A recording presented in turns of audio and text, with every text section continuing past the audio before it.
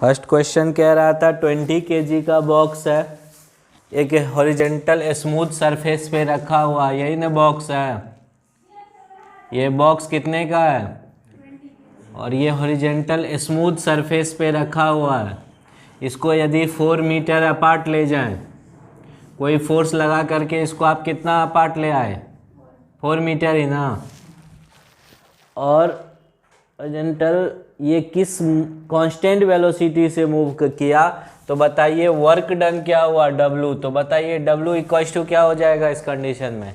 Work done हो जाएगा 0। क्यों हो जाएगा work done 0?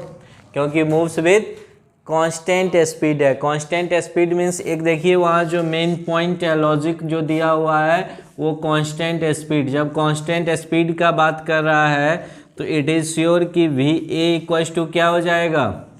0 for constant speed. Constant speed means U equals to V and you know very well that A equals to V minus U by T। तो A equals to क्या हो जाएगा? 0। और आप ये भी जानते हैं कि सर W इक्वल्स टू क्या होता है? F होता है cos थीटा भी। तो जब मूव हॉरिजॉन्टली है तो छोड़ दीजिए थीटा को, और F इक्वल्स टू आप क्या पढ़े हैं? M इंटू A S हो जाएगा MAS। तो A का वैल्यू जैसे ही 0 रखिएगा तो MS का वैल्यू कुछ होगा, तब भी ये टोटल वैल्यू क्या आ जाएगा? 0 हो जाएगा। तो वर्क डन आपका इस केस में क्वेश्चन नंबर 1 जो आपके लिए था वो कितना हो गया? 0 हो गया वर्क डन। बोलिए इसमें कहीं कोई दिक्कत था? एक स्टूडेंट का सही था। एक स्टोन है कितने का? मास इसका कितना गिवन है? 10 kg। इसको एक हाइट कितना हाइट से रेज किया? 5 metre height. H equals to कितना दिया है? 5 मीटर। जब 5 मीटर हाइट से रेज किया तो आपको बताना है कि ये कितना होगा। क्या इसका जो वर्क डन होगा रेज करने में, इसको रेज करने में जो वर्क डन होगा वो कितना होगा? बताइए कितना वर्क डन होगा? तो जब भी कोई ऑब्जेक्ट को रेज किया जाता है या लिफ्ट किया जाता है तो work done equals to the potential energy हो जाता है ना। Work done equals to potential energy. तो in this case W equals to क्या हो जाएगा?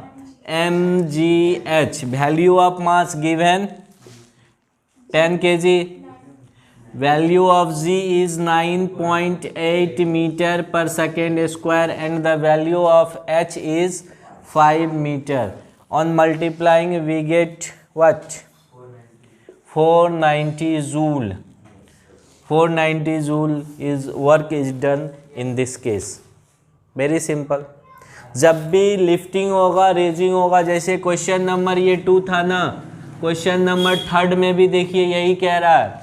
कहा कि सर एक ऑब्जेक्ट था 5 kg का, मास कितना गिवन था? 5 kg। उसको 1 मीटर हाइट से रेज किया तो क्या हो जाएगा? Work done. Same condition, work done equals to हो जाएगा sir mgh। Work done equals to क्या हो जाएगा? क्यों? क्योंकि इस बार भी रेज ही न कर रहे हैं, तो रेज करने में mgh। तो मास ऑफ ऑब्जेक्ट गिवन है कितने kg का है? 5 kg। वैल्यू ऑफ जी अगर गिवन नहीं है, कोई कमेंट नहीं कर रहा है, तो कितना लीजिएगा? 9.8 मीटर पर second square and H is 1 metre. Therefore ये कितना हो गया? 49.0 joule work is done in this case. आया था इतना ही, लेकिन रेस्ट प्रोसेस ओके था ना। छाप लीजिए इसको जो नहीं बनाए हैं। बॉडी ऑफ मास कितना है? 15 kg एक इंक्लाइंड प्लेन पे रखा हुआ है, यही नहीं कह रहा है? बॉडी ऑफ मास 15 kg एक इंक्लाइंड प्लेन पे रखा हुआ है। कितने kg का ऑब्जेक्ट है? इसका जो मास है सर वो मास इक्वल्स टू 15 kg गिवन है क्वेश्चन में, ये हम नहीं कह रहे हैं। ये जो इंक्लिनेशन है, इंक्लिनेशन थीटा इक्वल्स टू कितना गिवन है? 30 डिग्री। एक बात बताइए, जी जो होता है यहाँ, ये हाइट कितना गिवन है? हाइट 9 मीटर है ना। या डिस्प्लेस कह रहा है ना, डिस्प्लेस कितने से किया? थ्रू ए डिस्टेंस 9 मीटर है।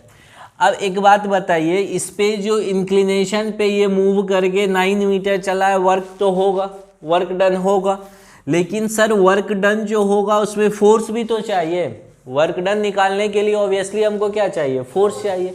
क्वेश्चन ने कहीं फोर्स नहीं दिया। तो जब एक सर्टेन हाइट से या तो आप उसको रेज कर रहे हैं या डाउन कर रहे हैं, मूव करा रहे हैं, तो हाइट के कारण जो इसके मास के कारण जो एक फोर्स होता है उसको क्या कहते हैं, m इंटू जी कहते हैं। वही फोर्स वेट होता है ना, तो इसमें जो फोर्स लगेगा वो कितना लगेगा, m इंटू जी। लेकिन क्या सर हमारा डायरेक्शन ऑफ मोशन, ये जो वेट होता है हमेशा वर्टिकली डाउनवर्ड ना, क्योंकि एक्सेलरेशन ड्यू टू ग्रेविटी जो होता है जी, वो डाउनवर्ड काम करता है, नहीं करता है। लेकिन क्या हमारा डायरेक्शन ऑफ मोशन भी यही है, mg के डायरेक्शन में नहीं है। डायरेक्शन ऑफ मोशन किधर है, इस एक्सिस में ना। तो इसको कहते हैं कंपोनेंट तोड़ना। कंपोनेंट यहाँ तोड़ना होगा, शिफ्टिंग करना होगा कंपोनेंट को। ये वर्टिकली डाउनवर्ड है और इसको इस पे शिफ्ट कर रहा है, और ये हॉरिजेंटल के साथ कितने डिग्री का एंगल बना रहा है, 30 डिग्री।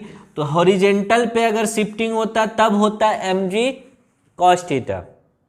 जिसके साथ एंगल बनाता है ना उस पे शिफ्टिंग होता है तो वो होता है mg cos थीटा। लेकिन ये इस एक्सिस पे शिफ्ट करना है आपको ना, तो इसका जो कंपोनेंट टूटेगा वो टूटेगा mg sin थीटा। फोर्स का वैल्यू हमारे पास कितना हो गया, mg sin थीटा, क्योंकि इसका एक्सिस ऐसे बन रहा था। ये अगर इस पे तोड़ते ना, यही एंगल है थीटा 30 डिग्री, समझ गए। अगर इस पे इसको शिफ्ट करते तो ये होता है mg cos थीटा, जिसके साथ एंगल वो cos थीटा, और दूसरा वाला क्या हो जाता है, sin थीटा। तो इस पे शिफ्ट कर रहे थे इसलिए ये कितना हो गया, mg cos थीटा के, सॉरी sin थीटा के इक्वल हो गया। वर्क डन इक्वल टू क्या पढ़े आप, W इक्वल टू क्या होता है, Fs ना। तो F का वैल्यू कितना लीजिएगा इस बार, mg sin थीटा, और s तो गिवन ही है। देखिए m का वैल्यू बोलिए कितना है, 15 kg। g का वैल्यू बोलिए, नहीं कुछ कहा है तो 9.8। sin 30 डिग्री का वैल्यू 1/2। s कितने से डिस्प्लेस हुआ है, 9 मीटर से। सबको सॉल्व कर दीजिए, आंसर आ जाएगा। आंसर हमको लगता है 661.5 आएगा, इतना जूल। एक बार कैलकुलेशन कर लीजिएगा आप, 661.5 जूल आएगा इसका आंसर। छाप लीजिए इस क्वेश्चन को फटाक से। एक हॉर्स क्या कर रहा है, 100 न्यूटन फोर्स से एक ट्रॉली को खींच रहा है, कितने इंक्लिनेशन के साथ। तो ये देखिए, ये रहा आपका ट्रॉली। ये ट्रॉली कितने का है, कितने केजी का, कुछ दिया है क्या, नहीं गिवन है, कोई नहीं। फोर्स लगा रहा है, ये यहाँ से बांध दिया गया है, और इस पे वो कितने, ये कितने का इंक्लिनेशन है, 60 डिग्री का, और ये इस पे फोर्स लगा रहा है ना। तो कितना फोर्स लगा रहा है, 100 न्यूटन। पूछ क्या रहा है, तो वर्क डन कितना होगा। इस केस में वो वर्क डन पूछ रहा है। तो वर्क डन बहुत सिंपल है। अगर ये डिस्प्लेस बताओ, अगर इधर खींचेगा ऑब्वियसली स्ट्रिंग से बांधोगे, स्ट्रिंग मतलब रस्सी, तो रस्सी से बांधोगे तो ऑब्जेक्ट को तुमको ऐसे खींचना है, खींचने वाला इंक्लाइन होके खींचेगा। देखिए ना, हॉर्स जो पुल करता है तो वो एक इंक्लिनेशन के साथ, जैसे हम इसको इंक्लिनेशन के साथ पुल कर रहे हैं, लेकिन ये जाएगा किधर, इसका डिस्प्लेसमेंट हॉरिजेंटल होगा। तो ट्रॉली हवा में नहीं उड़ेगा, ट्रॉली किधर जाएगा, ट्रॉली ये हॉरिजेंटल जाएगा। तो ट्रॉली का डिस्प्लेसमेंट यही है ना, कितने से डिस्प्लेस हुआ है,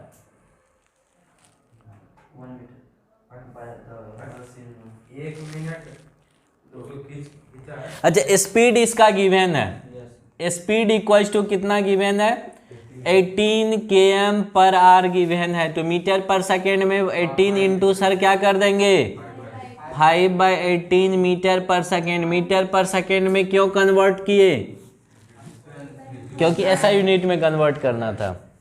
तो 5 मीटर पर सेकेंड।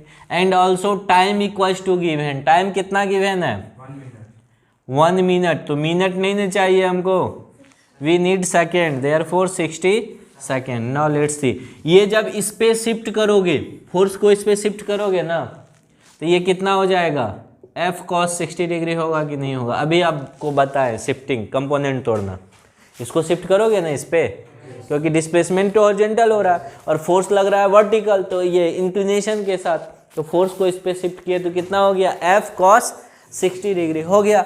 आप क्या पढ़े हैं, W इक्वल टू क्या पढ़े हैं बताइए, W इक्वल टू Fs पढ़े हैं, तो Fs cos 60 डिग्री ले लीजिए।